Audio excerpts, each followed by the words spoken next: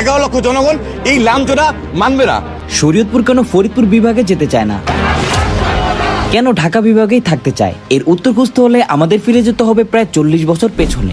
আজ আমি আপনাদের এমন এক জায়গার গল্প শোনাতে এসেছি যে গল্পটা অনেকেরই অজানা। আমরা সবাই জানি শরীয়তপুর বাংলাদেশের একটি ছোট্ট কিন্তু গুরুত্বপূর্ণ জেলা, কিন্তু আপনারা কি জানেন আজ থেকে প্রায় 4 দশক আগেও এই জেলার কোনো অস্তিত্বই ছিল না? তাহলে কোথা থেকে এলো এই শরীয়তপুর, আর কেনই বা আজ আবার এই জেলার ভবিষ্যৎ নিয়ে এক নতুন লড়াই শুরু হয়েছে? চলুন আজ সেই রহস্যের সন্ধানে বেরিয়ে পড়ি।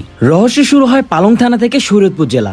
বিশ্বাস করুন বা না করুন, আজকের এই স্বাধীন শরীয়তপুর একসময় ফরিদপুর জেলার একটি অন্ধকারাচ্ছন্ন অংশ ছিল। এর পরিচয় ছিল শুধু পালং থানা নামে। চারদিকে অবহেলা আর যোগাযোগ বিচ্ছিন্নতার এক নিদারুণ ছবি। কিন্তু এখানকার মানুষজন স্বপ্ন দেখেছিল একটি নতুন ভোরের। অতঃপর 1976 সালে সেই স্বপ্নের বাস্তবায়ন শুরু হয়। স্থানীয় মানুষের দীর্ঘদিনের আন্দোলনের মুখে তৎকালীন সরকার পালং থানাকে একটি মহকুমা হিসাবে ঘোষণা করার সিদ্ধান্ত নেয়। কিন্তু কি হবে এই নতুন এলাকার নাম? তখনই এই অঞ্চলের মাটি থেকে উঠে আসা এক মহান বিপ্লবী হাজী শরীয়ত উল্লাহর নাম প্রস্তাব করা হয়, যার ডাকে সাড়া দিয়ে হাজারো মানুষ মুক্তি সংগ্রামে ঝাঁপিয়ে পড়েছিল। তার নামেই 1977 সালে জন্ম নেয় শরীয়তপুর মহকুমা।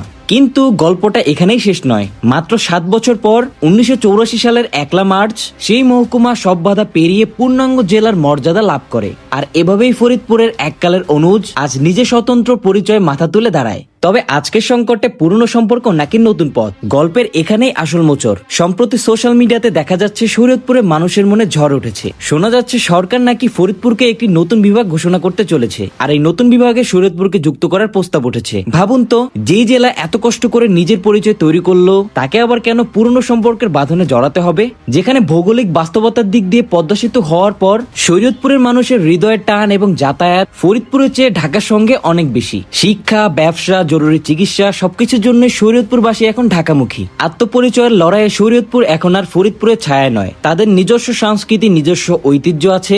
প্রায় 40 বছরের বেশি সময় ধরে তারা তাদের এই পরিচয় গড়ে তুলেছে। ঐতিহাসিক বন্ধনের দিক দিয়ে শরীয়তপুরের মানুষজন ফরায়েজি আন্দোলনের ইতিহাসের সঙ্গে যুক্ত, যা অনেকটাই ঢাকার সঙ্গে সম্পর্কিত। এখন কথা হচ্ছে শরীয়তপুর যাবে কোন পথে? এই বিষয়ে শরীয়তপুরবাসীর দাবি স্পষ্ট। তারা তাদের এই স্বতন্ত্র পরিচয় ধরে রাখতে চায়। তারা তাদের বর্তমান ঠিকানা ঢাকা বিভাগের সঙ্গেই থাকতে চায়। তারা চায় না আবার সেই পুরনো ইতিহাসে ফিরে যেতে।